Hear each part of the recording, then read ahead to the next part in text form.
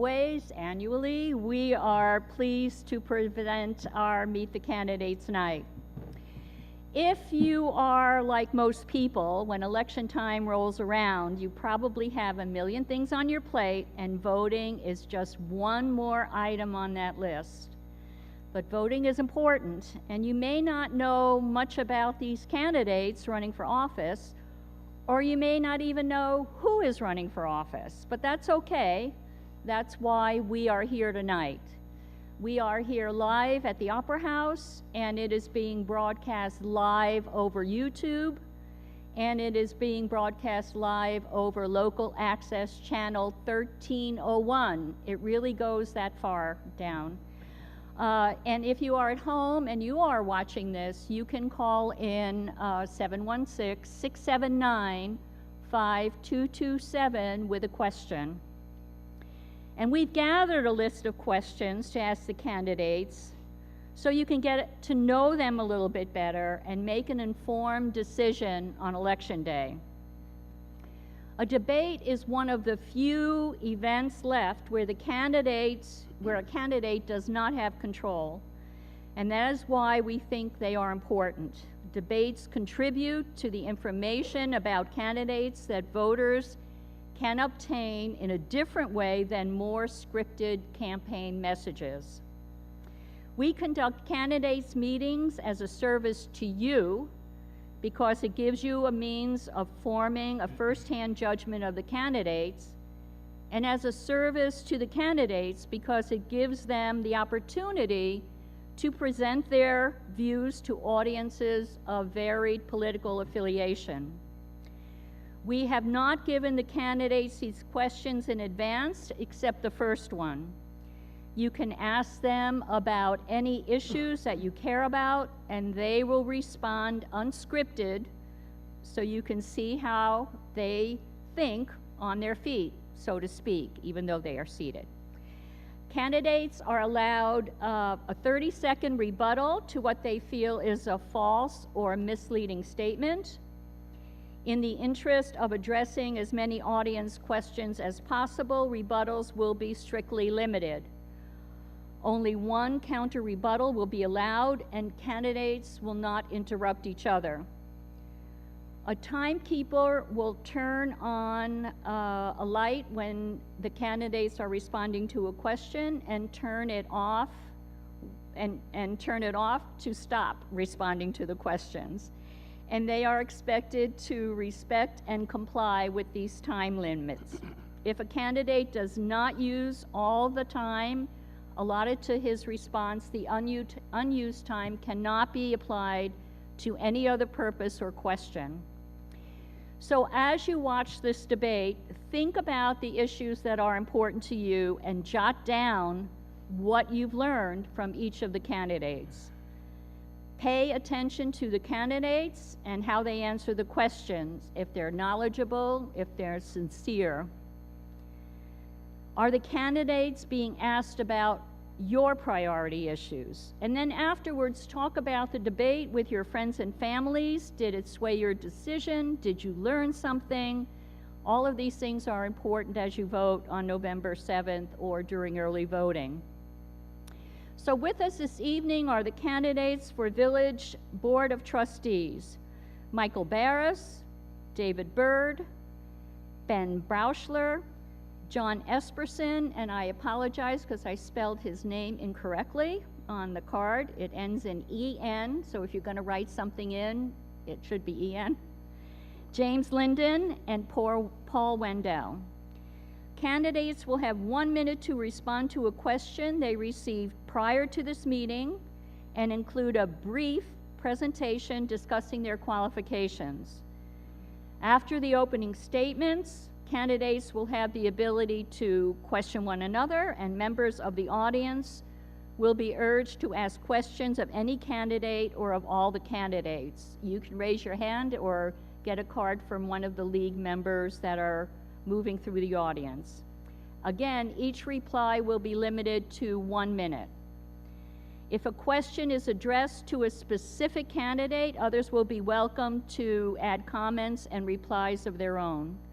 And there will be 1 minute for closing statements. And here is the opening question. What is the biggest issue facing the village of Fredonia, and what will you do to address that issue if you are elected? We will begin with Mr. Byrd. The biggest issue right now with Fredonia is our water system. As a trustee for the last 2 years, we have started with a comprehensive engineering study to help determine what is the best way to attack fixing our water system. The engineering report is supposed to come back somewhere around the middle of November, when we're going to hold a public forum, hopefully, for everybody to attend, so you can have the same information that we do when we move forward. Some of the opportunities that we have are possibly building a second pump station and getting our water from Dunkirk, a pump station through the college, and partnering with the college on grants to get that happening that way, or also repairing our pump station up on Fredonia Stockton Road. Right now, I'm leaning towards a second pump station with the city of Dunkirk. It seems to be the most cost-effective way to handle the problem at this particular time. If we get that up and running, we can still go through our plant and make it a backup system, or make it our main source of water. Thank you. Mr. Esperson. So like Dave, the long-term water source that we will be choosing soon Get closer to your mic. is the major issue facing Fredonia, and that's been an issue facing Fredonia that goes back decades. There have been water studies done, there have been reports from the Department of Health, and the report we got from the Department of Health this last year forced us to take action. It's unfortunate that it took a threat of fines to take action, but that's what it took. Now, these discrepancies didn't just show up this year. They have been on their reports for the last 10, 20 years. They were just ignored. Throughout the year, I've been pushing hard for the comprehensive water study, and I met a lot of resistance to ordering that. There were trustees that wanted to study only our current system.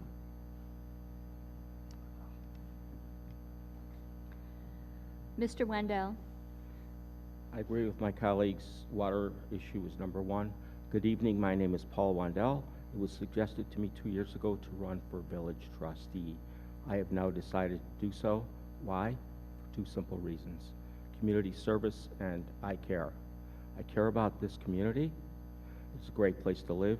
However, we are now facing significant issues, most importantly, water.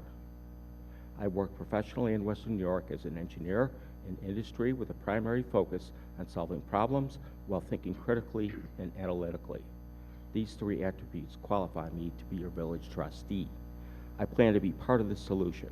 I will collaborate with village governments, engineering consultants, and you, the public, to make the best decisions and action plans to defeat our water crisis and bring us forward to the needed solution.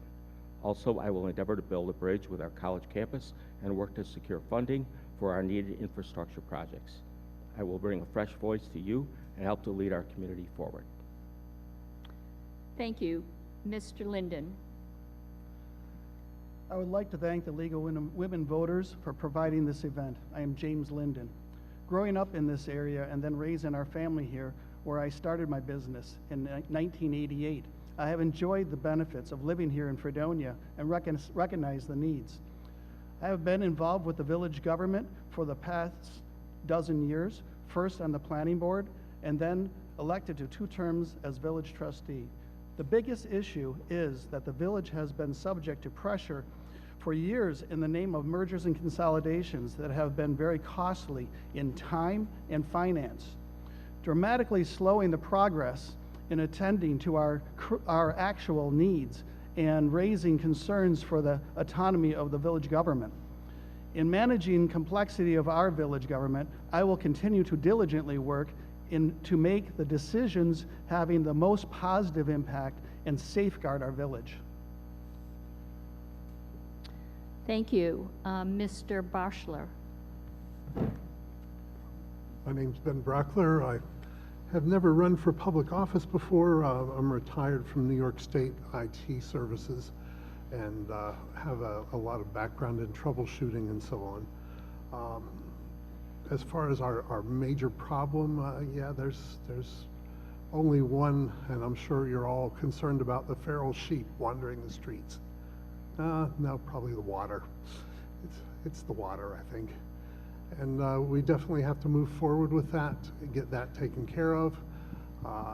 In a perfect world, I'd like to see a fully redundant system where we can either accept or provide water to Dunkirk, and we can rely upon our own water most of the time. So I'd like to see the dam rehabilitated so that we don't have that liability hanging over us, and get it in good shape so that's not an issue any further. That's pretty much. Thank you. Mr. Barris. I'm Dr. Michael Barris. I'm a retired medical school professor, and I'm very concerned about the water quality in the village of Fredonia. In 1999, the National Cancer Institute posted on its website an atlas of cancer mortality. What they showed in their production, which they renew annually, is that there is a very high incidence of colorectal cancer in people who receive their water from the Great Lakes and from the Mississippi River. This is why I think it's so very important to preserve the reservoir. I would like to work with my colleagues on the Board of Trustees to bring forth the continued operation and the renewal of the reservoir. Thank you. Thank you very much. We will now open our meeting to a question and answer format, and we hope their opening remarks have brought some questions to your minds. Please be mindful that questions must be relevant to the position the candidates are seeking. For those in the audience, again, if you wish to ask a question, you will be given a card if you raise your hand. Please be sure it's legible. I would appreciate that up here. And if you are viewing this debate at home, once again, you can call 679-5227 with your questions. Questions will be screened for duplications and appropriateness. There are a lot of questions pertaining to the issue of water, and I will start with one, and then I will kind of shift around a little bit. So let's begin. What are the candidates planning on doing to increase revenue to offset water costs if we go with the North County Water District? We will begin with Mr. Wendell. To offset revenue requirements for the joining the North County Water District. Correct. If I understand correctly. I think that it's important to understand the cost analysis with the engineering study, and that's not yet revealed. So before we make any important decisions, it's necessary to see that study. Thank you. Anybody else want to respond? Mr. Barris. What's the question again? What are you planning to do to... Yes. I'm planning to install new meters in every household. The meters typically reduce their ability to count over the period of time, so that some of them eventually stop functioning altogether after a period of a few decades, and many of the meters are installed without replacement for 50 or 60 years. If the meters were reading accurately, this would produce more income. I mentioned this in a letter last winter, which I published in the Observer. Thank you. Thank you. Mr. Byrd. The North County Water District, first of all, would have to be hooked up to our system. It's a roundabout way to get our water. Quite frankly, without the feasibility study from the engineers, it doesn't make a whole lot of sense, and to speculate what the cost of that would be.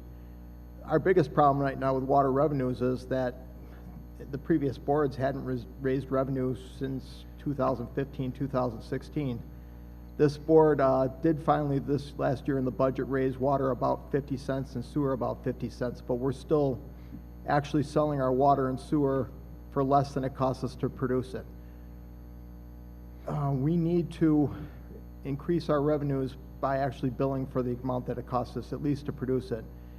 And the previous board's contracts with the town of Pomfret woefully undercharge them for what they're getting as far as water. So we need to look at our billing and our costs on stuff and actually charge appropriately. Thank you. Mr. Linden. If we go to buying our water from the North County Water District, and we no longer have own the commodity of producing our own water, then we no longer have the ability to sell to outside of our district. So we lose profits, a tremendous amount of profits. Some new meters would help within the village to cover some of those increased costs, but there'll be a tremendous amount of increase in cost if we go with the North County Water District. Currently there is a contract that has with Pomfret that has our costs extremely low. And I did not vote for that contract. I believe it was not a very good contract, but it still exists. We can't hear you if you're away from... I'm sorry, it still exists. The contract with the town of Pomfret needs to be adjusted. But as far as, like I said, if going with the North County Water District, it'd be a huge increase in cost. Mr. Esperson. So currently, the cost to produce water exceeds what we're selling it for, and there's many reasons for that. One is, and Dr. Barris is correct, we do need new meters. Probably half of them are over 10 years old, and as he said, they tend to don't reflect the actual amount of water used. So when you hear reports that Fredonia is losing 50% of its water, that's not true. It's not lost, it's just unaccounted for. As far as no matter if we buy water from North County Water District or whether we buy it from Dunkirk, we will sell it. It's still a commodity that we're selling to our current customers. So that should, especially with new meters, we'll be able to add again to the reserve fund, which we unfortunately have been tapping into to balance the budget. There's also master meters in Pomfret that we believe need to be recalibrated, and that is supposed to be done shortly. Thank you very much. Mr. Brauchler? I would have to agree that meters need to be replaced, both residential and major meters, and maybe additional master meters added to our system. I can speak to my own experience. Our water meter was replaced when we replaced our water line to the street back in the mid-90s. So, that's, what, 25, 30 years? So that meter's been sitting there, and I'm sure it's not accurate any longer. And I think that is a major part of it right there. But we do have to at least recover our cost of production, whether we're purchasing the water or producing it ourselves. Okay. Here is another question. I'm going off the water topic for a moment. Would you support charging stations on Main Street? Mr. Linden. For charging stations for automobiles, I'm assuming that's what it is? Yeah. Well, for your phone. right on Main Street, I don't know if that would be appropriate right on Main Street, but it might be wise to encourage it in our municipal lots to have be able to find ways for revenue building it, and support the green energy, or the people who decide they want to have electric vehicles. Mr. Barris? I would support charging stations in the municipal lots. I note that there already is one in the property of the White Inn and also in the Walmart, sir. Thank Thank you. Mr. Byrd? Absolutely, I'd support, well, charging stations in our municipal lots. I don't believe that on the actual village streets, we would have any say in it whatsoever as far as like Main Street, because that's a county road as opposed to, or a state road as opposed to being a village road. So we don't have a say in that as far as whether they put charging stations on that or not. But I would be all for putting them in our municipal lots, as it would bring, you know, definitely some customers and business to the area. Mr. Wendell? I don't necessarily think the Main Street area, but the municipal lots, yes, I would agree. Mr. Bauschler? Yes, I'd agree with the municipal lots. I think if we could get a few fast chargers in there, that would be helpful. I think that users of those should not be able to leave their car at the charger and disappear for 12 hours. So that's a concern that I would have with that. We do have quite a few over behind Denny's as well as in the Walmart parking lot. And as someone who does drive an electric vehicle, I've only ever used a commercial charger twice, and that was driving home from Pittsburgh. I just plug it in at my home. Thank you. Mr. Esperson? I would not be in favor of putting them on Main Street. As far as the municipal lot goes, if anybody's tried to find a parking spot back there, certain hours of the day, you're just not going to find a spot. There have to be better places in the village where we could set up charging stations that won't take up precious parking spots anyway. Thank you all. Next question. Remember, if you're watching this at home, you can call 679-5227. Next question is, what is your opinion of Dennis Rack's proposal to have the village board rezone the WCA home? Do you consider this, quote, spot zoning, unquote? We'll begin with Mr. Bauschler. Well, I think it absolutely is spot zoning. Is it still a good thing to do? Possibly. We would like to see the WCA home reused, and this is currently the only proposal on the table. So that's where we are. But I think that's something that needs to go before our zoning board first and then go to the village board. So I think that's where it should go, and be assessed by the zoning board and then come to the village board for discussion. Mr. Linden. This is clearly a question for our planning and zoning boards. It's inappropriate to go directly to the Board of Trustees on this question. It is a R1 district. I am, being that I was on the planning board for a number of years, I am familiar with our zoning and regulations and how they are so important to protect our neighborhoods, to keep a good value in our neighborhoods and safety in our neighborhoods. So I would believe that our planning and zoning department would recognize that and respond appropriately. Thank you. May I remind candidates to talk into their mic, get the mics a little closer. If you're not swallowing your mic, it's hard to hear. Mr. Byrd. I have some mixed feelings on the proposal, but it's really not up to me as far as making a decision on it. It has to go through the zoning. He has to provide his hardship for the purchase of the property, and then the zoning board would bring it to us for our recommendations. I don't see it being a bad thing, and I don't see it being a good thing for the village. I think the building definitely would be better utilized in a old folks home, a hospice, some kind of a disabled veterans home, something that more meets the past use of the building.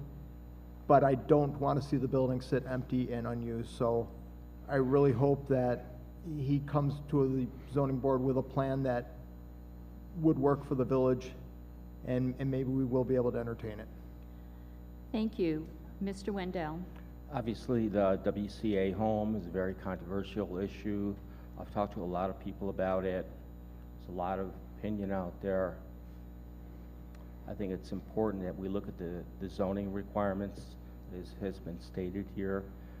My personal thought on that is I would like to personally see a developer come in and possibly make it a bed and breakfast type facility or multi-use. But however it goes, I think it needs to be done properly and with the existing codes. Thank you. Mr. Barris? The zoning board needs to opine first before the trustees can consider. Thank you. Mr. Esperson? I'm gonna follow the assumption that the zoning board has approved it and has sent it to us for our approval.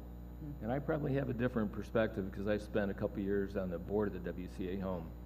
And I know how hard those people work to make that a reality, to keep it functioning. Unfortunately, COVID shut it down.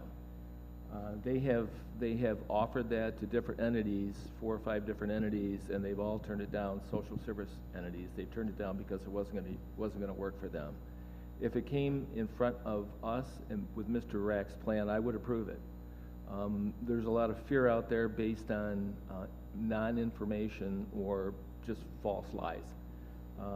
If you've ever had a chance to talk to Mr. Rack and understand his plan, then I think you would agree with me.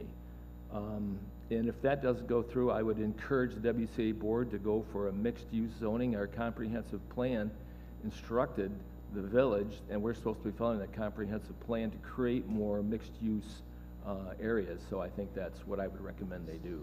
Thank you very much. Another question for all the Before, Oh, did I miss somebody? no, could I ask a question of? A rebuttal? Yes, Yes. please. 30 seconds. Okay, Mr. Esperson, did you actually say that you believe that the zoning board had approved it? No. Or they would, okay, if they approve it? Yeah. And you think that, if they don't approve it, that if it comes before the Board of Trustees, that you would go against them and still try to approve it? No, I said if they'd approve it. But if they If don't? they don't approve and it, I would follow their lead. You would follow their recommendations? Yes. Okay, I just want to make sure that was clear. Thank you. Okay, we continue on. This question is in 2 parts. How important do you feel festivals and special events are to the community at large? And if you feel they are important, how do you plan to be an active supporter of them in the future? We'll begin with Mr. Barris. The Emperor Vespasian, in the first century of the Common Era, built the Colosseum in Rome. Subsequently, 250 Colosseums were built throughout the Roman Empire. The question here is whether municipal government should be responsible for the amusement and distraction of the population from pressing issues. I do not support distracting issues. Thank you. Mr. Byrd. I ran 2 years ago on basically rejuvenating, getting our Parks and Rec program going, our summer concert program going, and I am in full support of the festivals in Fredonia, the Farm Festival, our Wednesday night concerts. Anything that we can do to bring people to downtown Fredonia, the village, is a bonus for everybody. If we get people downtown, they come down, they have a drink, they watch a show, they may go out to dinner, they spend money in our area, and they tell their friends what a wonderful time they had and what a great town it is. If nobody's coming into our area, nobody's going to be able to say, hey, Fredonia is a great place. So we need to support the festivals, we need to support the Farm Festival, we need to support the Wednesday night concerts, and everything we do in the rec program, or else Fredonia's gonna dry up and nobody's gonna come to it. Thank you. Mr. Bauschler. I would agree with Trustee Byrd that the festivals are really a crucial part of our environment here. I enjoy going to the events they sponsor and have been a supporter of them for many years. And I absolutely think they need to continue and expand, and we have a lot of great events here that I believe really improve the character of our village. Thank you. There was a second part, and that was, if you feel they are important, how do you plan to be an active supporter of them in the future? Mr. Esperson. Saturday morning at 8:30, and if you'll remember, it was cold and rainy. I spent about 4 hours in the park helping Festivals Fredonia set up for the festival. Unless you've been out there and have seen and worked with the dedicated volunteers that encompass Festivals Fredonia, you have no idea how much time they put in. It's not just that day, it's the planning. They planned these festivals for a year. I left at noon, my wife and I went to the concert. When we came out at 9:30, they were just getting ready to tear down. So they were there probably 12 hours in the rain, working hard. I've become the liaison to Festivals Fredonia. I go to their meetings.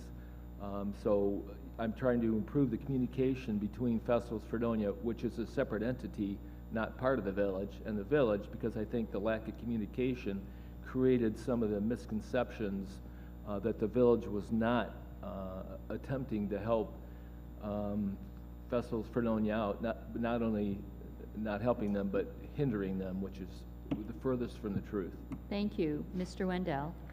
Festivals Fredonia is really a critical element in the village, and I support it. Unfortunately, I think there has been a dropout of a rather poor perception of the Festivals Fredonia in regards to the village government. I have heard numerous concerns and complaints, which I have expressed to the village board. Not that the village board is ignoring that, but I think it stands for a lot of improvement.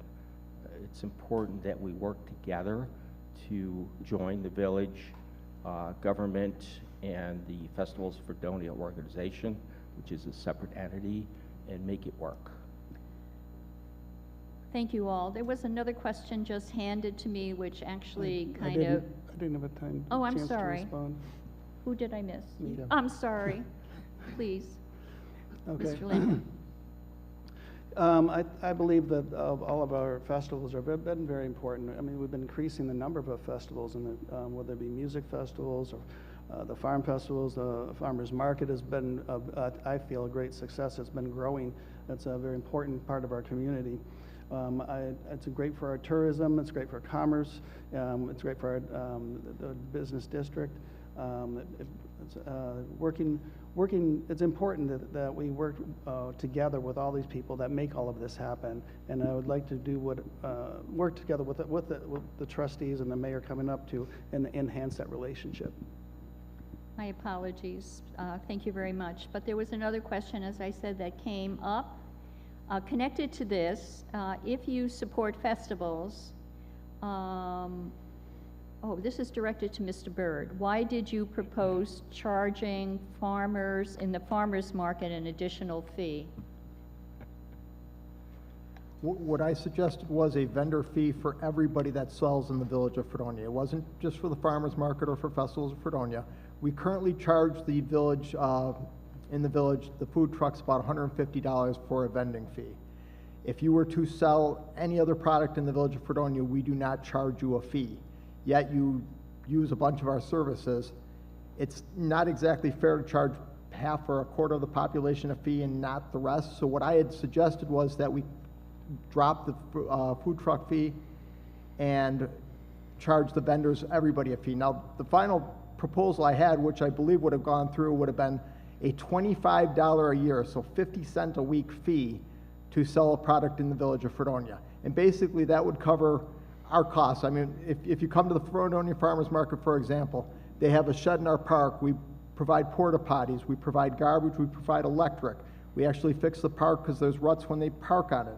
We are not, strictly giving out services. We need to make sure everybody pays their fair share. Thank you very much. Anybody want to handle that at all? Yeah. Mr. Barris? I'm concerned about the food trucks were charged a fee, I think it was $600 for a full year's opportunity to market, and the $25 fee is not in line with what we propose for the food trucks. I'll rebuttal that. Yeah. The current food truck fee is $150, and my position was it's not fair that they pay $150 and nobody else does. So what I suggested was that just a flat fee of $25. My other suggestion was that if you didn't want a full year fee, if you wanted to partake in the farm festival or something like that, that we could sell just a 3-day weekend fee of like $5 or $10, just so we can make sure that they have the insurance and whatnot needed to participate in the events. So the food truck fee was never $600 that I'm aware of. It's currently $150. Thank you. Next question. How far should the village go on giving tax break and other incentives to get or keep a business here? We'll begin with Mr. Bauschler. I'm not sure that's actually a village question. Do we actually give local tax breaks? I have to defer to others on this one. I do not know that we give any local tax breaks. I would love to see the village be able to do that, but doesn't that usually go through the county IDA? Thank you. Mr. Esperson. There's a pilot program. Steve St. George was awarded one through the IDA for the White Inn. The purpose is to spur economic development. AA Vineyards, Dennis Rack, if he gets the variance, is also going to apply for the pilot program, which would reduce his tax rate for a number of years. Well, it may be said that he can afford the taxes. That's not the point. The point is, if we want to encourage businesses to come to Fredonia, then we need to make it as attractive as possible. I hate to keep using Dennis Rack as a example, but if he's going to spend $750,000 on that building and the necessary repairs that he has to put into it so he can use it for the purpose he intends, then I don't think a 5-year pilot program tax break is out of the question. Thank you. Mr. Linden. Yeah, there are some opportunities for tax savings, and they are through the county on the most part, pilot programs, and they're usually associated with significant improvements to the property, shared costs, but usually it has to do with increasing the property values to a great degree, but also providing full-time regular employment and maintaining a certain number of employees once the business, as a commercial business, is moving forward. But there's also grant programs like Ted Sharon received for the Main Street Studios. He received over $400,000 from one of the grants that were applied from the village. So that was very helpful in establishing that business. So if you could call that a grant program or incentive, it is an incentive for him to open that business. Mr. Wendell. I see the issue as not necessarily being a village issue for tax breaks, but I definitely am in support of doing whatever we can to encourage business growth within the village. I think there is was a New York State incentive for individual businesses to apply for grants. I certainly encourage that, but I would support anything we can do to encourage business growth in the village. Mr. Barris. I don't think that the encouragement of business is a proper function of municipal government. Thank you. Mr. Byrd. The IDA has the overall say in the matter as far as, you know, what they want to do with giving tax breaks and whatnot.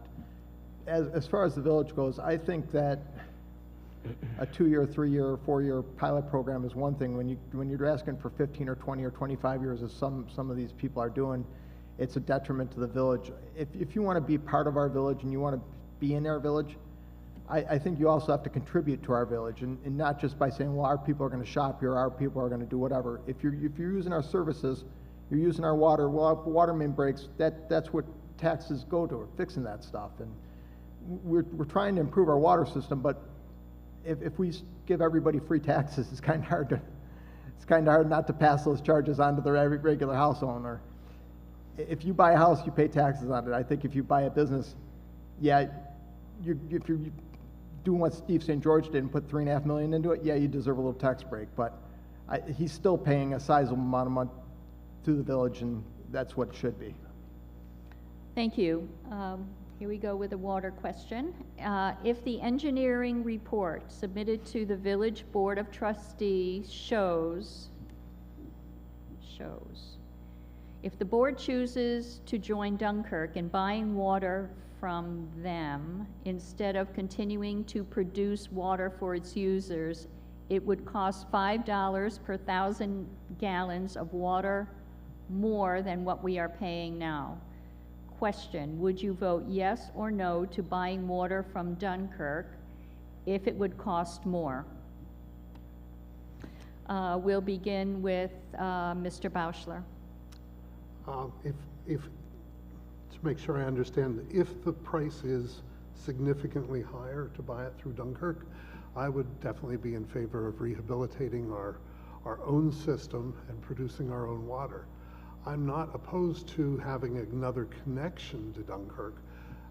I think it would be wise of us to work with Dunkirk so that in the event that they got into a problem, as they did in the past when they had a major water main break, that we could provide supplemental water to them, and if we got into a problem, that they could supply us with some as well. I think we can increase the amount of storage at our reservoir, and that we could potentially build a second storage tank up near the water treatment plant and have at least a week's worth of water backup in the event of a problem. Mr. Wendell. If the $5 increase is indeed accurate, then that is, I think, just part of the equation. I understand that to decommission the existing water treatment plant in the village of Fredonia would be a large cost.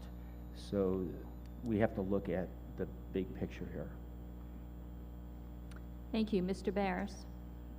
The Great Lakes water is unhealthy.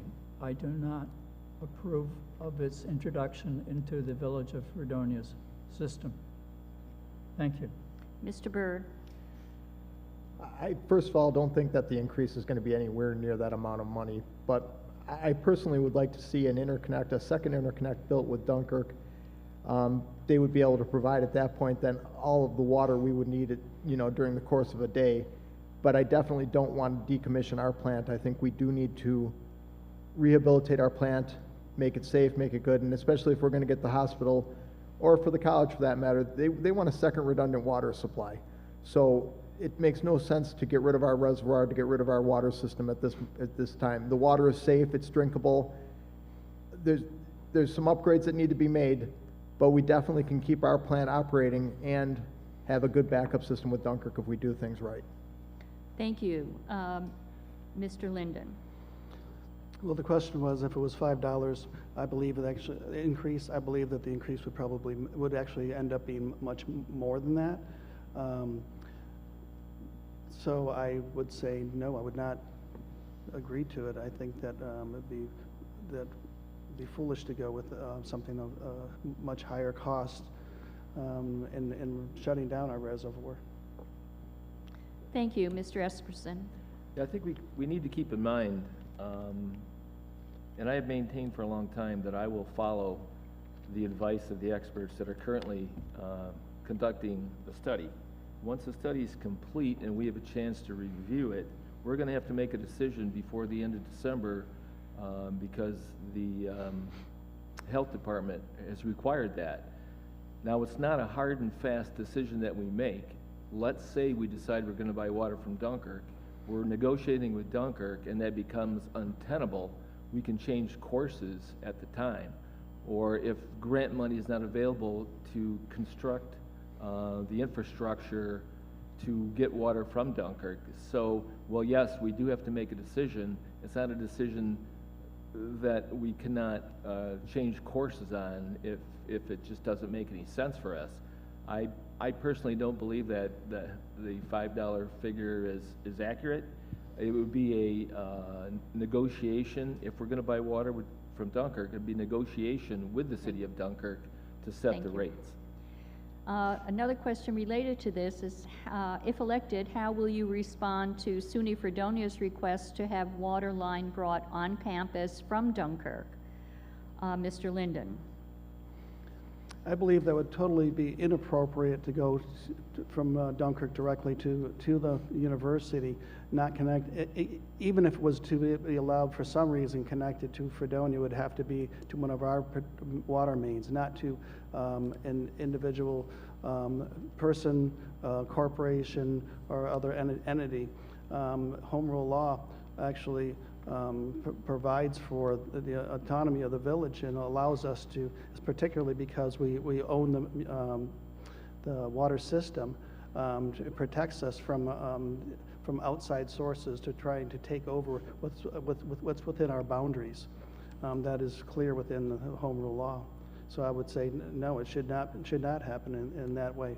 It would actually be much less expensive to actually, for safety reason, is to have actually extra water storage tanks. Mr. Wendell. I believe in the spirit of negotiation. I would like to work with the college campus actually in a multitude of ways, water being one of them. And I certainly think that given the challenge of where the campus draws its water from, we can look at that, given the fact that the village is in a situation right now where we have to make a decision. Thank you, Ms. Could I rebut? Pardon me? Could I rebut? You can, 30 seconds. I just wondered if you are aware of the law, if we lose revenues from the university, how much of an impact that would have on our water budget and our maintaining of our system within the village, because we have to maintain, we'll still have to maintain within our village, and the more money we lose, we can't then maintain our system. So are you aware of that? Well, I certainly am aware of the revenues and the impact of the revenues. We have to look at the large picture here. Thank you. Mr. Bauschler. I would probably not support SUNY going off on its own and hooking up a water line, even if there was some way they came up creatively that they could do that legally. I believe that if they do buy water from Dunkirk, they're buying it through the village. And, you know, why not just simply upgrade our water system to where we can supply their needs and install a redundant connection to Dunkirk so that in the event of a problem, we can just cut over. And then we'd have the best of both worlds. SUNY would be taken care of. It would be helpful for the potential Brooks Hospital, which wants a redundant water supply. And if we switch over just to Dunkirk water, then there's only one water source. So that would not be a wise move, in my opinion. Mr. Barris. I think that the college should have its own decisions about where they accept their water from. However, there is a problem with the water system being intertwined, the village's water system being intertwined with the village's, with the university system. It's my understanding that the village sends water through the university, and then it passes through on the far side of the campus to supply existing village customers. So that would require a new system of engineered operations. Thank Thank you. you. Mr. Byrd? I think the answer to the situation is a redundant water supply. If we have a redundant water supply, the college has no need for a direct line to the city of Dunkirk. So that's the answer, and that's the answer for the village. If everybody has a redundant water supply, then everybody has a backup system, so there's no need for a direct line to anybody. Mr. Esperson? I think the university made it pretty clear that they were looking at Dunkirk for a backup system. And I think we can all remember when there's a boil water order for weeks on end. I can understand the angst that some of the parents had when their students were telling their parents that we're getting 2 bottles of water a day. That's a problem. I believe clear heads will prevail, and if we negotiated fairly with the city and with the college, we can reach an agreement, some understanding that serves all our purposes. The college is having enough difficulty attracting and retaining students and staff.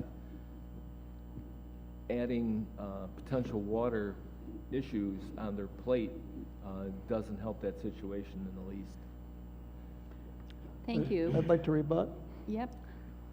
When a boil water issue happens, and it's in one system like the village system, or if it was the Dunkirk system, when a boil water issue happens because of, say, a water main breaks, and the whole system is affected. So you can't just turn off the valve at the university and then turn someone else's on, and now it's okay. There's the Department of Health requires you to sample throughout the entire village and get clear results for a certain number of tests. So would that be the answer? Thank you. Can I say something? Yes.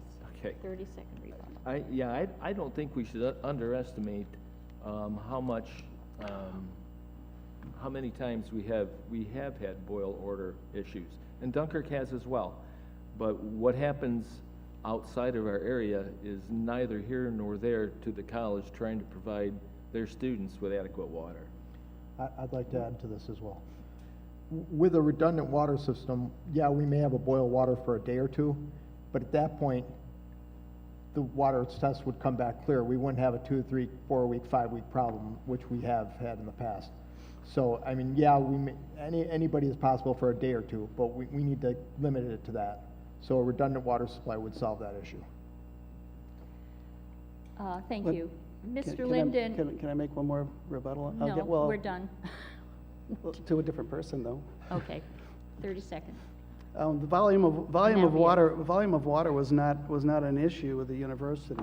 It was there were some circumstances that caused like when we're doing some major work at our water treatment plant that caused some of our water issues that caused boil water orders. But volume for safety, for fire, and other issues, even for flushing toilets or washing or taking showers has never been an issue. Thank you. There's a specific question for Mr. Linden, which is how much do we make from selling our water excluding the town of Pomfret? And what are we doing otherwise to increase our tax base? That's specifically for you. Excluding the town of Pomfret? Yeah. We don't make any additional revenue. That's out from outside the village. We cover our costs of operations with our charges within the village. And what was the second part of the question? What are we doing otherwise to increase our tax base? But I don't. Otherwise, to increase our taxes, there's two separate issues: was water and our general fund. Revenues, clearly doing everything we can to help the community increase their property values, increases the revenues without raising taxes. the first 4 years of being on the village board, that I didn't I didn't approve any raises of taxes. We kept taxes the same. Thank you. Different question. How would you promote the arts in the village? Mr. Wendell. Great question. I would look at what other villages are doing right. And there are other villages that are doing really good things. I think we can do better in Fredonia. I think we can model after what other villages are doing right. Not to say that we're not doing a good job, we can do better. For example, specifically, I like what Westfield is doing. I like what Williamsville is doing with Music on Main. So there's a number of ways we can approach that question and take action and do it creatively. Thank you. Mr. Esperson. Well, yeah, I think we're sitting right now into a gem that's probably underutilized. So I would encourage Mr. Davis to continue booking the quality acts that he's currently booking. You know, we don't have to look too far down the road to find a school of music. We need to encourage, I think, the music students to do more performances in the park, to have more performances off campus, and you know, I've done a lot of work with the students, trying to create a collaborative effort with them. I haven't spoken with the music department yet, but that is on my radar. Thank you. Mr. Byrd. I think we do a lot of things right with the arts. First of all, I mean, we have the art trail, we have the concerts here in the park, concerts here in the Opera House. We have a lot of stuff that's available for people to go see on a daily basis. I mean, if we're lacking anything, it would maybe mean murals on some of the side of the buildings. You know, stuff like that. That's just more creative on the outside stuff. But I mean, we've entertained and have allowed like a piano from the college be put down there and into the park. I really think we've done a fairly decent job of making this community available to the arts. Thank you. Mr. Bauschler. I'd agree we've done a lot to make the community available, but I think we can do more. I'd like to see us work with Dunkirk to cross-promote, do events that complement each other, and perhaps draw people to go back and forth up and down Central Avenue.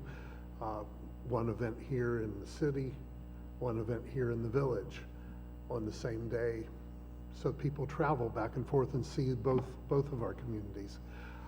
We have a lot of private organizations that do a lot to promote the arts here. I understand there's a new theater, which I haven't had a chance to attend yet, but I plan to. There are many wonderful events here in this building that are fantastic, and of course the college is a tremendous resource for this as well. So I think there's more that we can do, but I think we're doing pretty well. Thank you. Mr. Barris. I commission artworks from artists in the community, and I fund this work with my own private funds. Thank you. Mr. Linden. Yeah, supporting the arts is a really a big thing, especially seeing as how we have a university here that we should be collaborating with more. It's a wonderful opportunity to work with the students and the staff. It's hard to find, if you're looking for something to do, there's always something to do here. I think the marketing outside the village to outside the community to draw people into the community should be improved. Yeah, I mean, there has been some wonderful events here and throughout the village that I've been attending quite frequently. So I do know that there's a lot to do. If you look for it, it just needs to be marketed better.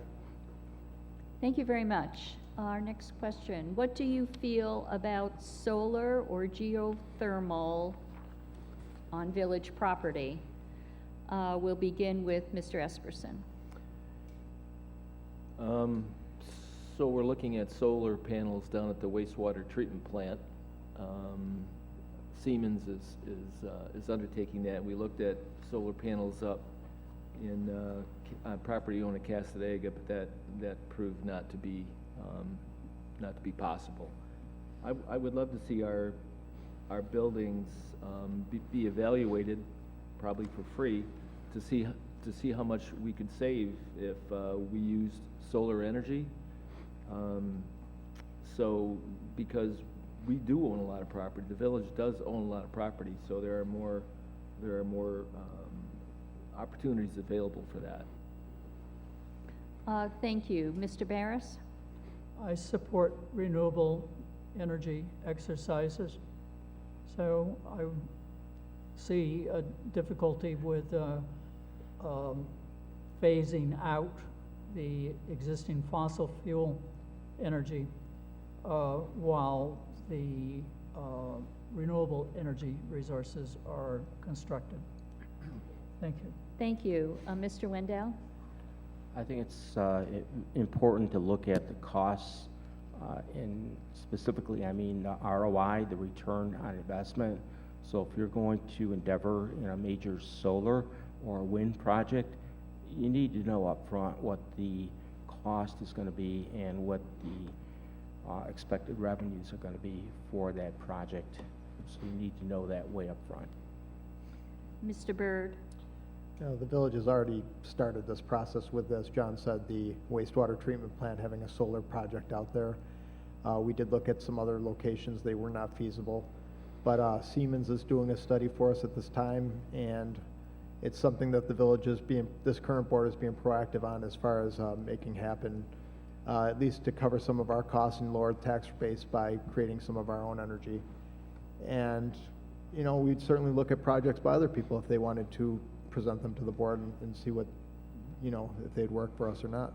So I'm all for solar energy. Thank you. Mr. Bauschler? I absolutely support the use of solar and geothermal where it is feasible and economically viable. And I think that not just should we review it every so often, well, we should review it every so often, not simply once and say, okay, it wasn't feasible. The solar panels of today are a far cry from the solar panels of 20 years ago.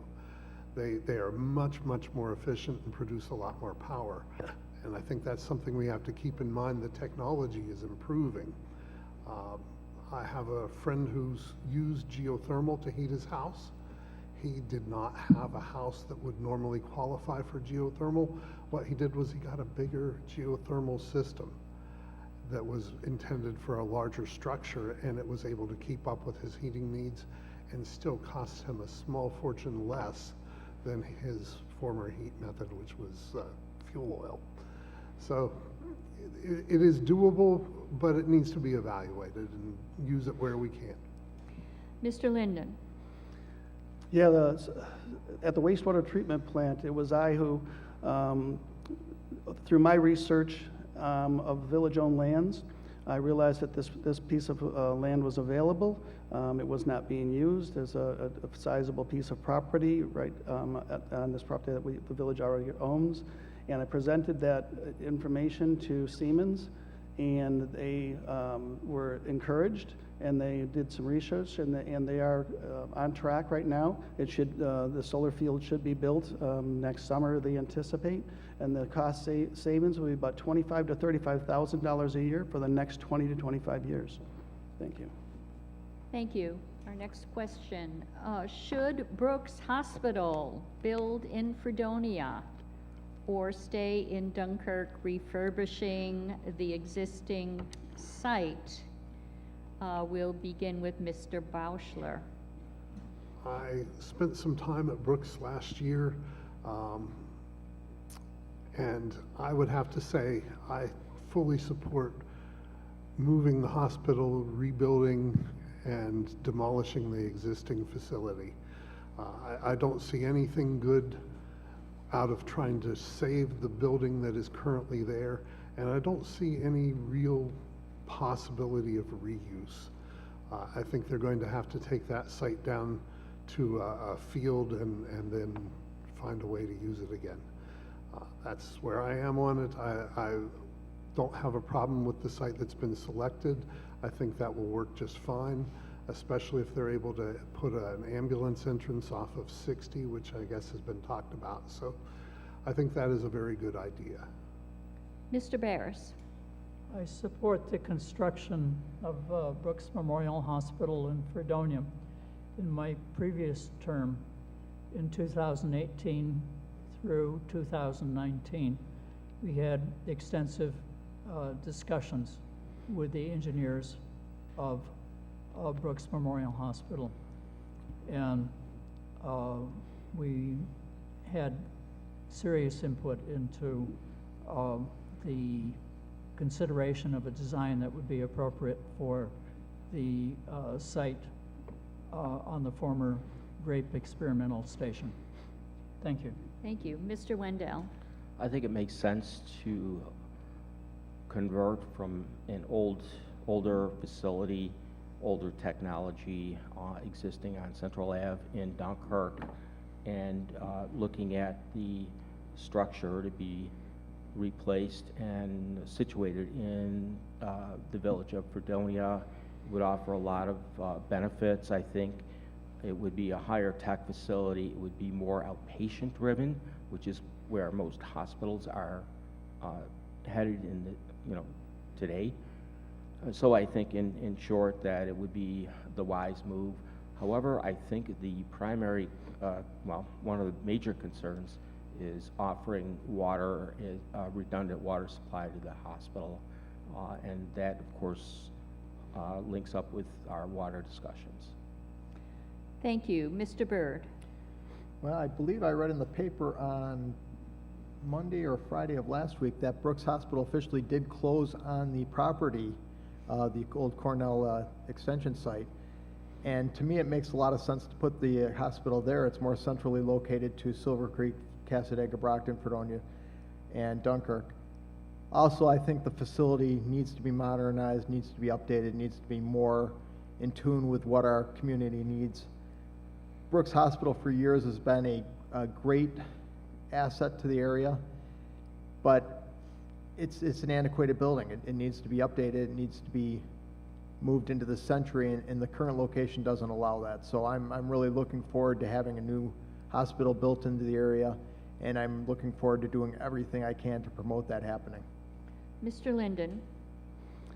Yeah, this was another site that, because I was on the planning board, I did know through the research when I know that they were having issues with where they were, the sites that they were originally looking at, that I took that information. I knew that it, from my research, found that it met the needs of what the hospital was looking for. And I presented it to the mayor at the time, and Mayor Landis, and she presented that information to the hospital board.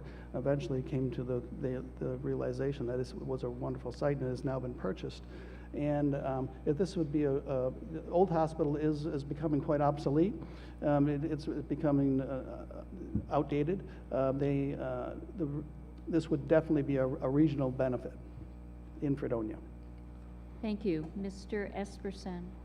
Yeah, I would love to see the hospital built on the site across from the high school, but I don't want to let good get in the way of, or perfect get in the way of good. We need a hospital in northern Chautauqua County, and if issues arise and it cannot be at that site, it definitely has to be somewhere in northern Chautauqua County.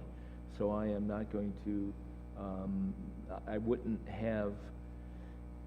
oppose it if they chose not to build it there, build it somewhere else in northern Chautauqua County.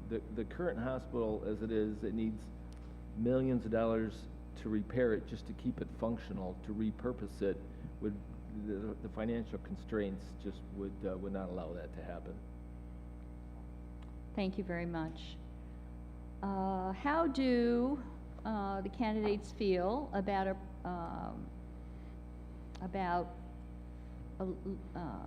the previous, wait, this doesn't make sense to me. How do the trustees feel about previously eliminating the position for administrator? And do you think it would be a good idea to bring one back? We'll begin with Mr. Esperson. You know, when people tell me we need to hire an administrator, I ask them what duties that the prior administrator had and that he performed are not being done now.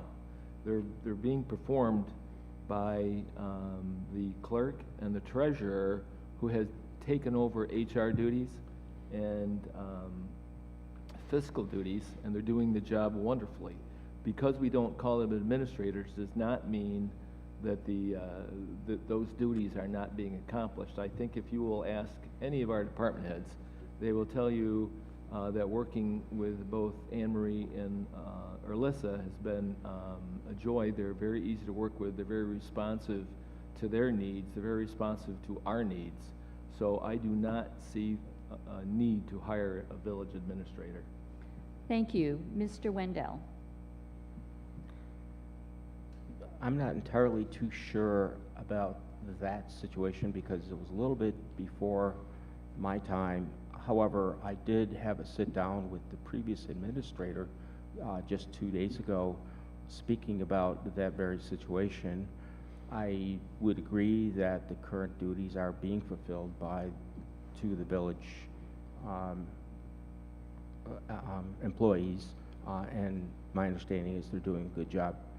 However, I think there may have been some political elements that led to the dismissal of the previous administrator. Thank you. Mr. Byrd. Currently, we empowered our department heads to run their departments, and any issues they saw, they are supposed to bring to the trustees. We're paying these guys because they're professionals, and Anne Marie and Erlissa in Village Hall are professionals. We've hired the best that we can get in the area to run these departments, and somebody's standing over them 24 hours a day, 7 days a week, second guessing anything they need, is not really effective in our area. I believe in these people. I truly think that we have the best of the best running our departments right now, and I'm more than happy to put our current system up against anybody else and see where we get. But I think we really have a great system right now, and a village administrator isn't necessary. Mr. Linden. I don't believe a village administrator is necessary at this time. We have, mayor, the executive officer of the village is to run the day-to-day operations, and we have the treasurer and the clerks that do the rest of the work that needs to be done within the village hall, and so I feel that we're moving just fine. Mr. Barris. The village of Fredonia needs a tenured civil engineer rather than an administrator.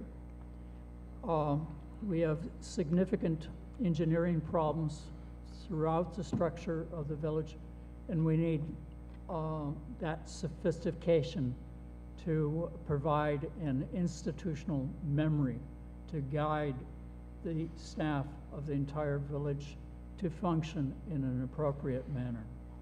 Thank you. Mr. Bauschler. Thank you. Things seem to be running quite smoothly the way they are. I would have to be convinced of a need for an administrator, and I haven't seen anything that says that we do need an additional person at that position at this time. Thank you. Our next question. What is the best thing about living in Fredonia? Mr. Byrd. Well, that's kind of a loaded question. Fredonia is a great place to live in. I mean, I raised my kids here. I never worried about them riding their bike down the street, or whose house they were going to, or what was happening at the school. I don't worry about anything in Fredonia. Half my people in town don't lock their doors. I let my dog out and don't worry about where it's going to go and when it's going to come back. I mean, I can drive from A to B without an issue or without a problem. I know the fire company is going to respond. I know the police department is going to respond, and I know there's a bunch of people looking over us. So I really think Fredonia is a great place to live. I don't have any issues with anything here. Mr. Barris. My family came to Fredonia in 1804, and I'm descended from several different lines of the family who came all at different times. I returned to Fredonia 20 years ago to pursue a project in molecular genetics using the genealogical records of my family. So I have a particular interest. I have some 5,000 relatives currently living in Chautauqua County, and we have strong connections with relatives in Utah and California. Thank you. Thank you. I'm sorry. Were Thank you you. done? I'm done. Oh, Yes. okay. Mr. Bauschler. I would have to agree that Fredonia is a fantastic place to live. I raised my children here. My wife and I picked this place to live when we were looking to relocate, and we've been here for over 30 years now, and we love it. So I can't say anything bad about the village. It's all good. It's an excellent place to live. Mr. Linden. Yeah, Fredonia has been a wonderful place. I mean, between the school system and the access to higher education, the safety of our community, we have a wonderful police department, we have a great fire department. I think overall it's a great place to live. As I mentioned before, there seems to be plenty of opportunity. The one thing we do have to watch out for is I put the hospital, the possibility of losing a hospital is at the highest importance. We have to have one here for the North County, and it has been determined that it should be in Fredonia. That they have the plans all set, but it needs to happen. Thank you. Thank you. Mr. Esperson. Yeah, I've been fortunate enough to live on the West Coast and the East Coast when I was in the military, and I chose to locate to Fredonia. I grew up in Brockton, so Fredonia was always that magical place that you went to because what you couldn't get in Brockton, you could always get in Fredonia. And nothing that I need, want, or desire, I cannot find in Fredonia. My wife has been here longer than I have. We have access to entertainment at the college. We have access to wonderful friends. We have probably the best fire and police department, or one of the best in the county. I feel safe. I never feel my life is in danger. It's a wonderful place to grow up, and people that come here from out of the area agree. I have friends that live in California, but they summer here because you can't beat it. Thank you. Mr. Wendell. I agree with the comment about maintaining the hospital here, critical. If it's lost, then you're talking 45 to Jamestown, 60 to Buffalo, 60 to Erie. I have a Buffalo background, and since moving here to Fredonia, a small town, you have that small town feel, small town culture. You've got the college campus here, a lot of activities. Really nice. I love the geographic area. I love Chautauqua County. There's a lot of just beautiful things here. People are very friendly. It's a safe area, and go Fredonia. Thank you. Having said that, here's our next question. It seems everywhere police and fire are busier and busier. If elected, how will you ensure we have the resources to handle this increased need? We'll begin with Mr. Esperson. Well, yeah. Unfortunately, we all know why there's an increase in police and fire activity. Fentanyl has invaded our streets, and they're creating a dangerous situation for our police officers.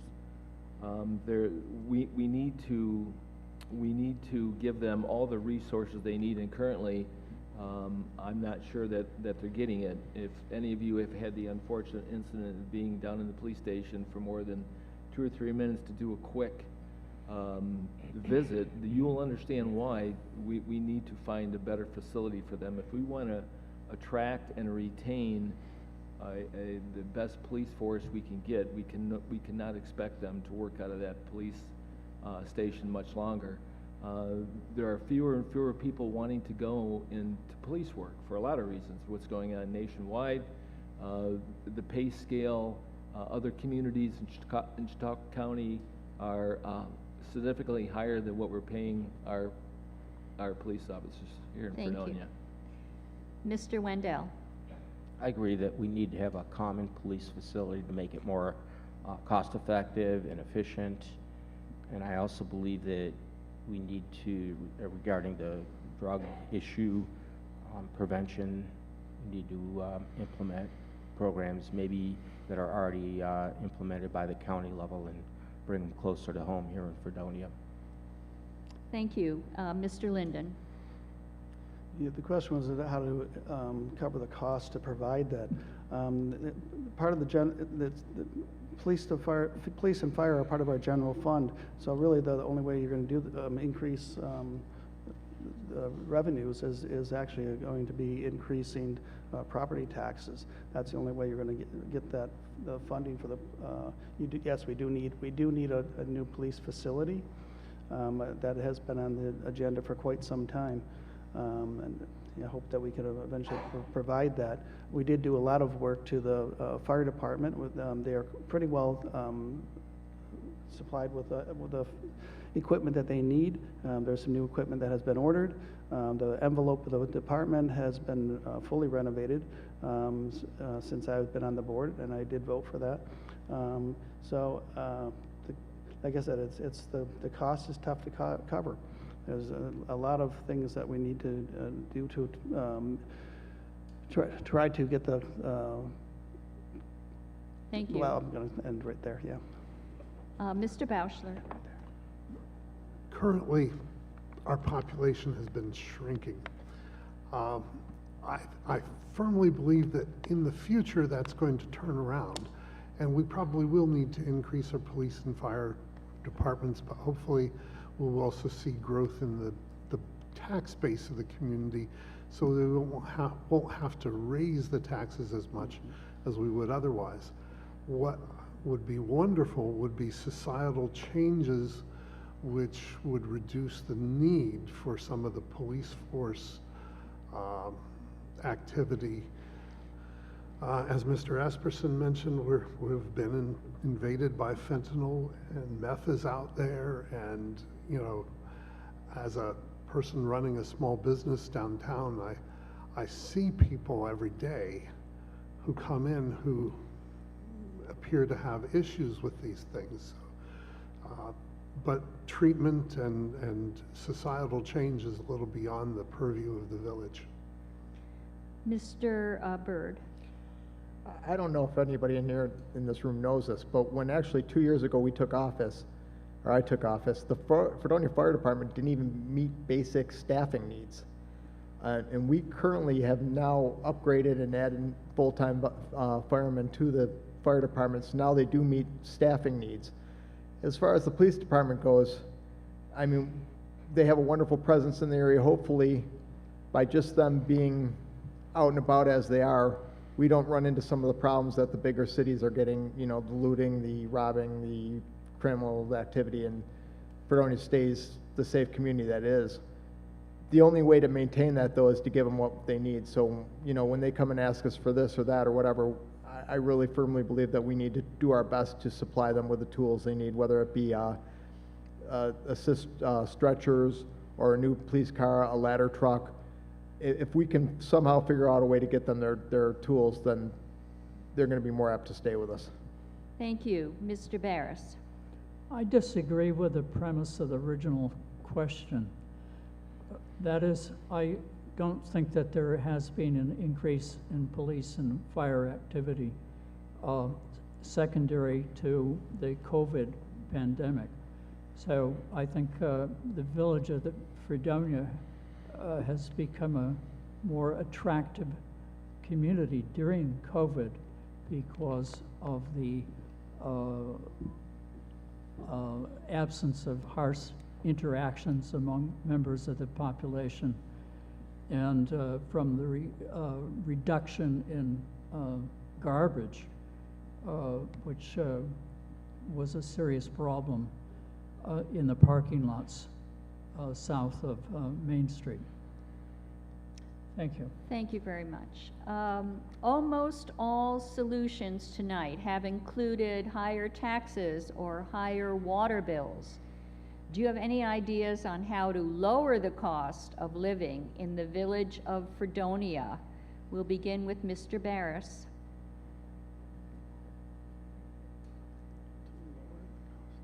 I'm not enthusiastic about lowering the cost of business. I think we have a serious need to renovate our infrastructure. It has been crumbling for 100 years after the creation in the 100 years of the 19th century. So when we have this renovation, which implies great investment, then we can look forward to reduced costs eventually. Thank you. Thank you. Mr. Byrd. The biggest problem we have in Fredonia is the fact that over the last several administrations, they haven't done even minor raises in tax rates, water rates, sewer rates, and now that infrastructure is all way in demand of repairs. If we had continued with that minor increases all along, it wouldn't seem so huge and so crazy to think that, hey, we may need a 3% or 5% or 10% tax raise this year. 1 or 2% over the last 20 administrations would have done a heck of a lot to keep these problems where we wouldn't be having them. So I have no way, shape, or form think that we can lower taxes. Or I think we need to make sure that everybody is paying their fair share, and that everybody understands that if you want clean water, if you want fire service, if you want police officers, you got to pay for them. I mean, we have one of the lowest housing costs in the country. We got to have some benefit to the village. Thank you. Mr. Wendell.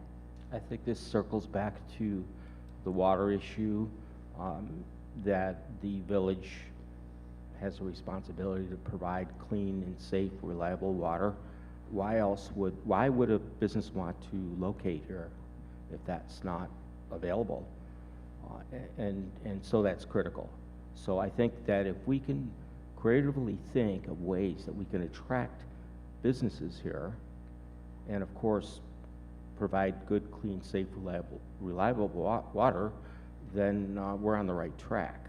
So working to provide the clean water and incentives for businesses to want to be here would raise the tax revenue for the village. Thank you. Mr. Linden. Maintenance of our infrastructure is a necessary cost, and of course inflation has pushed everything way up, as we all know. Lowering the cost, I don't know how that's quite going to be possible with all that in mind. Although we do have currently we're supposed to have revenues from outside sales of our water and sewer district. Matter of fact, New York State recommends that you have a reasonable rate of return on your sales outside of the village for both of those. The contracts that are currently with them are inadequate, and they do need to be renewed to increase those returns. Thank you. Mr. Esperson. Paul was exactly right. The only way you're ever going to lower taxes is having more taxed entities. You know, I spent a lot of time in Village Hall. I've never seen anybody skipping in excited about paying taxes. Nobody wants to pay taxes. I don't want to pay taxes, but it's a necessary evil if we want the services that are provided. If you want your roads plowed and salted and the lawns cut and the recreational facilities being taken care of and programs being offered, none of that is free. We all pay more for gas. We all pay more for anything that you want, and prices that the village is paying are going exactly the same direction that prices we're paying as individuals and families, and we need to keep up with that, with those costs, to provide the services that we have to provide. Thank you. Mr. Bauschler. Well, the trend in everything is upward, and as Mr. Esperson said, the last thing we can do is to improve the tax base by getting more people to come and invest in the village. To do that, let's fix the water, let's keep our streets up, let's keep our sidewalks in good repair, but that's not going to be cheap. and it'll never be cheaper than it is today. Today is the cheapest price we can ever pay, and if we wait 5 years to do something, it's going to cost more. Thank you. What would you do to reduce the number of vacant buildings and well, there aren't building lots, but vacant buildings in downtown Fredonia? Mr. Esperson. Well, I think what we have to do is make it more of an attractive place for people to open a business. The businesses, the vacant storefronts now are going to stay vacant until we make Fredonia a destination spot for businesses to open, provide them adequate water, adequate services, you know. And I'm just as mystified as anybody else why there are so many vacant storefronts, and it seems like Trustee Linden and I go to ribbon cutting ceremonies every other week. Unfortunately, some of those businesses don't stay. So we need to empower them, whether it's tax breaks or whatever, need to empower them and incentivize them to stay in the village. Mr. Bauschler. I would agree we need to incentivize businesses to stay here.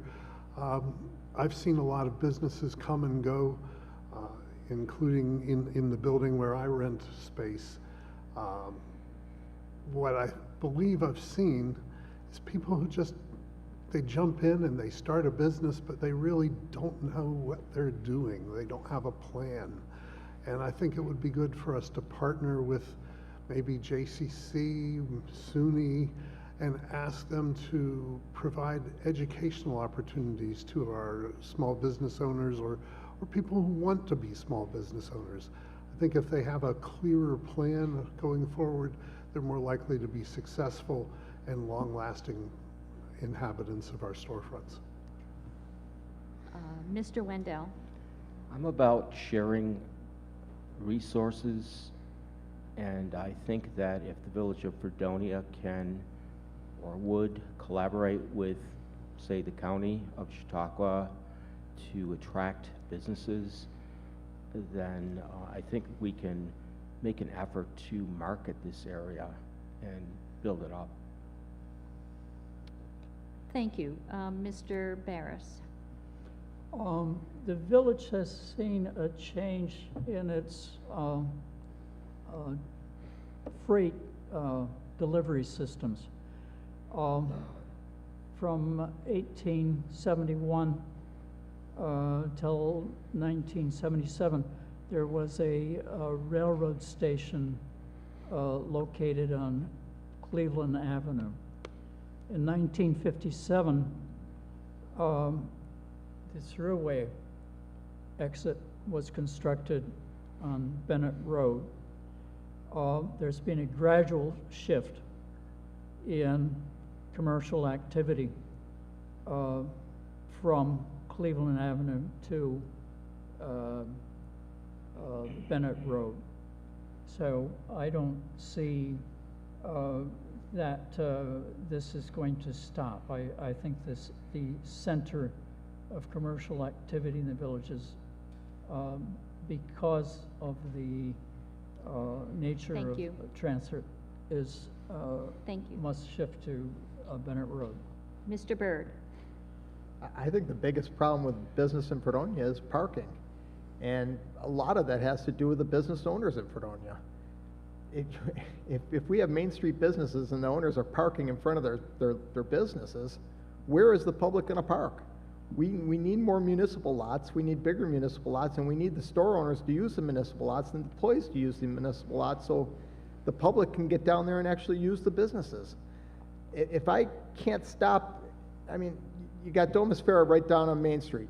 They've got 3 or 4 parking spots in front of there. How many times have you drove by and tried to park on one of them? It's almost impossible. We need to get the businesses to be responsible and park in the municipal lots, open up the parking spaces for the people that want to shop in the area, and hopefully then some of these businesses could be successful. I mean, we have to be somewhat accountable for the fact that we're turning away business by not offering a place for people to park. Mr. Linden. Improving the view of our downtown area, our commercial district, the historic district. The village planning, we could be working with that. Planning board could be working with that. But as far as moving forward, continuing with the looking for grants such as the downtown revitalization improvement grants. Those do help area businesses with improvements to the buildings so that they can either utilize them if they're dilapidated or anything like that. Now they could actually rent them out or have businesses. But parking is an issue, correct? On that, our parking lots are in deplorable condition. They should look like parks compared to parking lots. Thank you. Next question. How do you plan to involve residents in the decision-making process in Fredonia? Mr. Barris. I am going to invite the residents to participate in the political life of the community. We have had sparse participation in recent years. Thank you. Mr. Linden. Yeah, there has been up and down sparse, unless it's a really a major issue. The people do show up, so sparse participation to our board meetings. I do encourage everyone to come to our board meetings, as many as they can, to be informed. We have done, I believe, a great job of putting it on the access channels on YouTube so that people can be informed. That people should watch that. So I think that there's been we've really worked hard to make a very open and transparent village government. Thank you. Mr. Wendell. Sure, I know that Mr. Esperson has initiated some meet and greets in the village. I certainly applaud that, and I think we need to promote and continue that to draw the public together, talk, have a forum, exchange thoughts, ideas, concerns. I think that when the presentation is going to be made by the Labella Engineering Agency in about 1 month, I believe it's going to be presented here in the Opera House. So that's a way that the public can better understand what the forward direction is, especially concerning our water issue here in the village. So we need to continue to draw and make a communication bridge with the public, between the village government and the public. Thank you. Mr. Esperson. Quarterly or so, I try to hold a wine time event in different establishments throughout the village, and to date, I think I've had 6 of them, and they've been very successful. I think it's very important to give the residents a face to their issues, and if they have something they want to talk about, a lot of residents don't feel that the village government is responsive to their needs, their desires, their questions. So, I think meeting them one-on-one or a group of 30 or 40 is the way to do it. We have also upgraded the village website, so there's more information available on there. Like was mentioned, we will have a public hearing with Labella presenting to the public what they will present to us at the November 13th board meeting regarding the future of our water source. Thank you. Mr. Bauschler. I think that being as open and approachable as possible is a great thing. There's certainly a group of people in this room who are clearly interested and engaged with what's happening in our community. We have a lot of folks here who certainly can approach us and talk to us. They can attend board meetings. They can watch the board meetings on YouTube or on public access. There's a lot of ways for people to stay in touch. And, we're just people. We just are people who live in the village as well.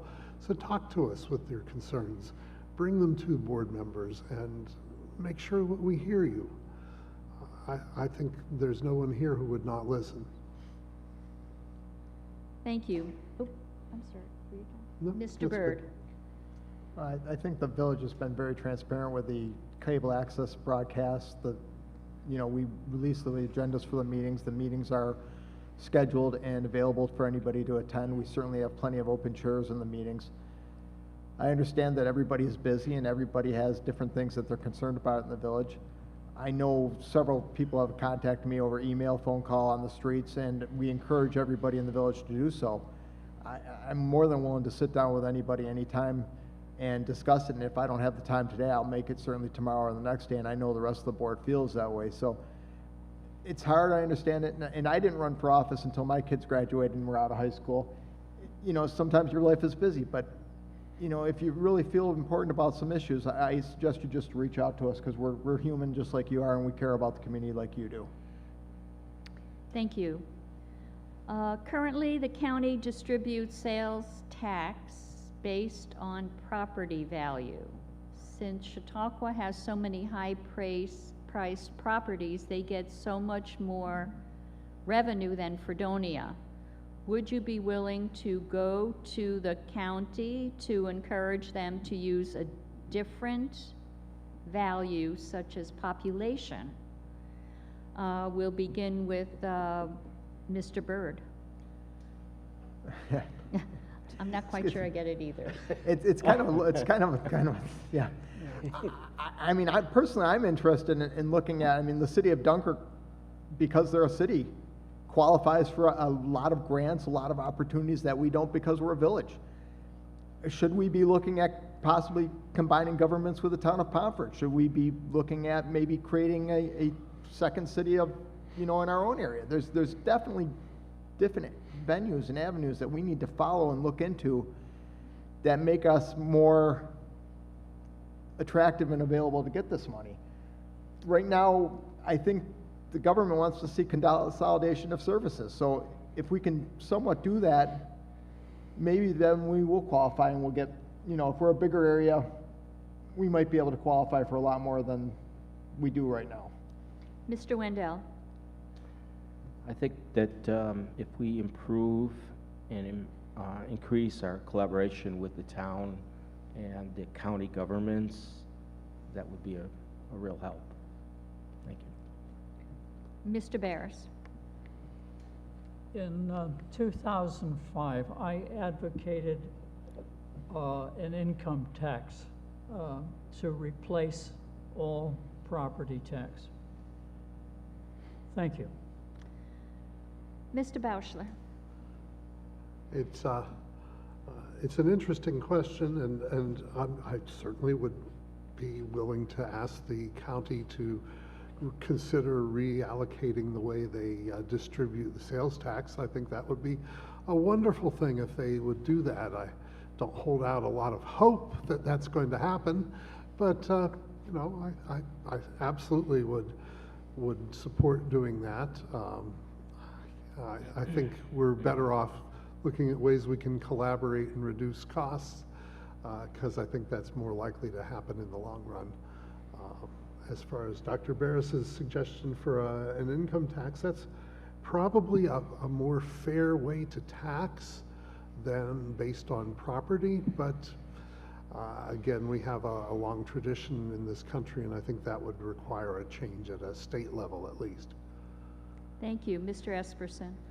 I think that's a question for for the county legislature. So if that's something you would like to see them undertake, I think we need to talk to whoever represents you in the legislature or attend a legislature meeting and maybe get that on the agenda so they would at least entertain that. Mr. Linden.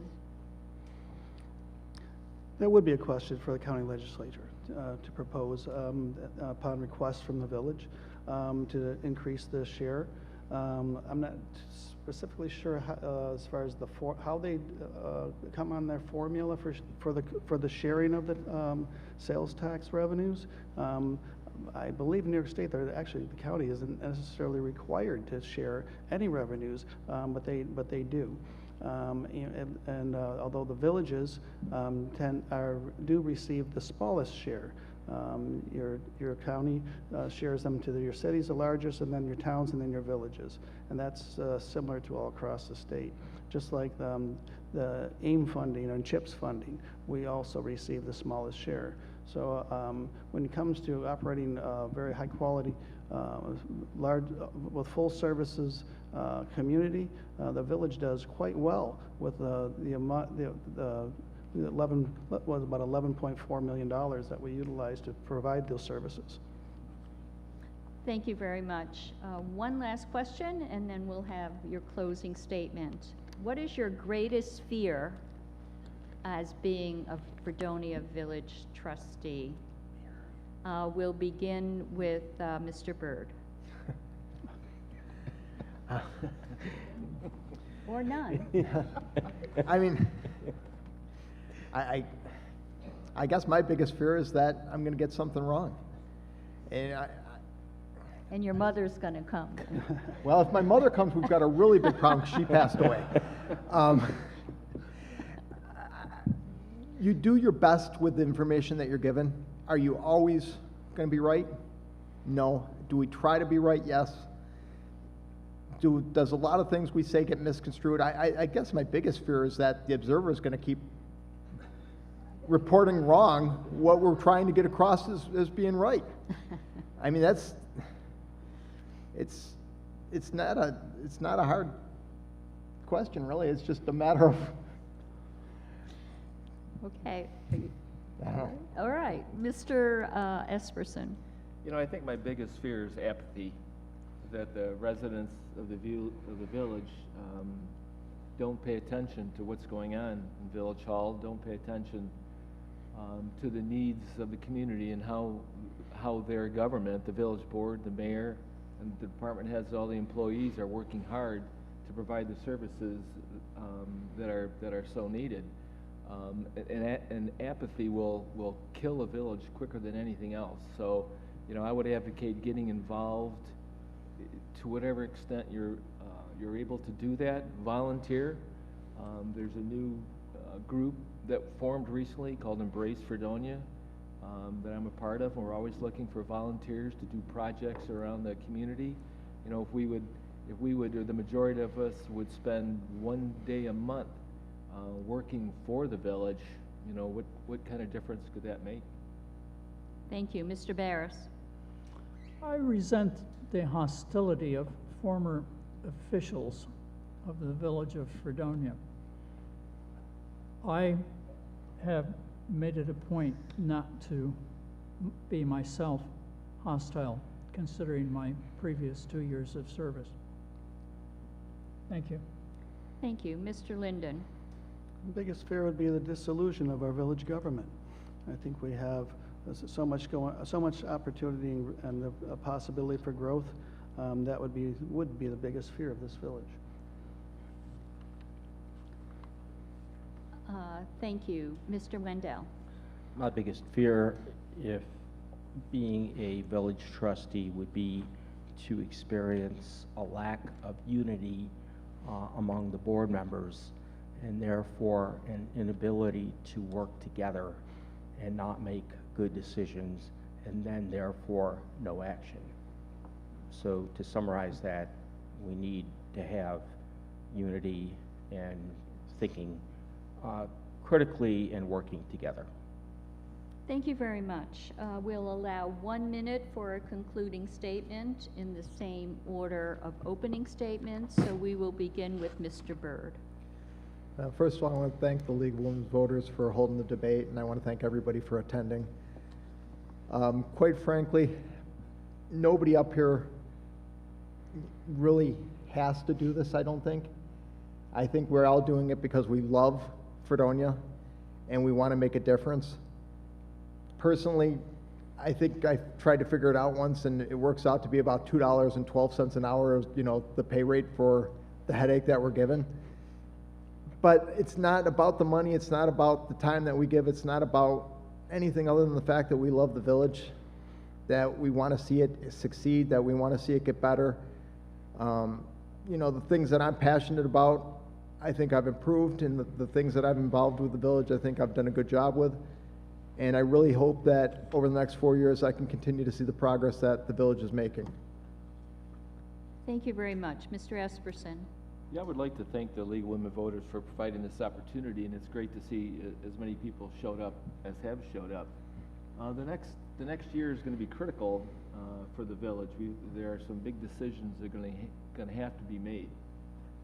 If anybody tells you right now that they know the answer to the water source question, they're not being honest with you. No one knows the answer. The answer is being formulated as we speak and will be presented to us.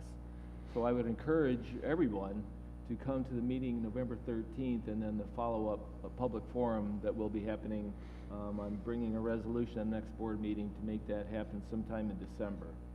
You know, I'm really proud of the collaboration I've set up with the college, giving the students in quite a few different studies opportunities for hands-on experience throughout the village.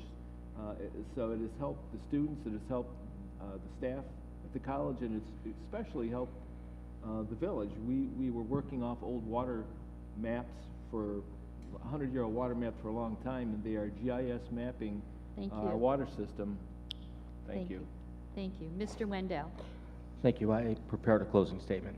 Yogi Berra, the great New York Yankees coach, once stated, "When you come to a fork in the road, take it." Our Fredonia is at that fork right now, and we must take it.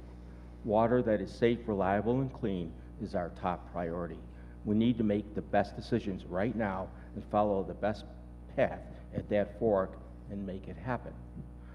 Our future for this village is now. With effective leadership, collaboration, compromise, and a unified voice, we can all gain great results. We can achieve this goal one way. We must overcome politics, stale thinking, and indecisiveness. We are at a critical juncture in this village's history since incorporation in 1829. Let's go forward with a new, fresh attitude, because bad decisions, constraints of the past won't hold us down. We are Fredonia strong. In my engineering career, I've worked hard in industry, manufacturing, and national defense. I worked on cross-functional teams with specific timelines, milestone goals, and project accountability. This is what I bring to the village government. We can do it for Fredonia together. We are Fredonia strong. Thank you. Mr. Bauschler. Thank you. I'd like to thank the league and you know, all the people who attended tonight.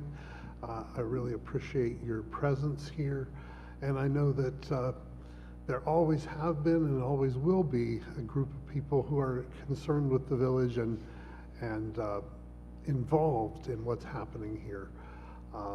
I've seen you at meetings like this for many years. I've attended many of them with you, and I appreciate your involvement and concern for our village. I really don't have much more to say other than let's see how things go with the water study. I'll be watching, and I hope you'll all be watching too. I'll be at the meetings, and I hope we can move forward with that and finally put that to bed, get our infrastructure on track, and move forward with the things that we need to do to keep the village strong. Mr. Barris. I, Michael Barris, famous as a master writer, successful, honored, self-discipline, my strength, routine, the order of my days, imagination, servant of my will, my mind beats on. Thank you. We covered probably over 24 I questions. didn't, you missed me. I'm again. sorry. I'm sorry. I had That's you. okay. That's quite okay. I'm so sorry.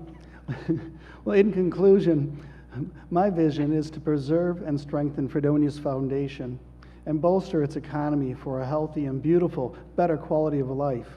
I want to thank the people here who attended. I again thank the League of Women Voters. I am James Linden. I am asking for your vote. Thank you. Sorry about that. That's quite all right. I checked you off before you were checked off. We have covered over 20 questions, probably around 22 questions. So I thank the audience, I thank my guests. Voting is an essential step in democracy, and of course, when we exercise our choices for elective office, we affirm our faith in that process. So we urge all of you in the audience and at home to take the next step and demonstrate that democracy is alive and well in Chautauqua County and New York State. I want to thank all of you for being here. A lot of candidates do not want to be in this position. I thank you all for joining us. I want to thank Pat Purell, who organized this, organizes all our debates, with Tina Rauza, Mary and Jack Croxton, who are handling the timekeeping, Susan Westling handling the questions, Chip Wiewald, who is local access coordinator, and Rick Davis and his team for the use of this facility. And any donations for the Opera House can be left on the table in the back. Early voting is from October 28th to November 5th. November 6th, there's no early voting, but go to your poll site on November 7th. And remember, if you go to any day in early voting, we don't want to see you again. There are 4 sites: Board of Elections, Jackson Center, Chautauqua Mall, Chautauqua County Fairgrounds. The polls will be open from 6 a.m. to 9 p.m. Thank you all for staying here. Thank you all for making this happen. Good night.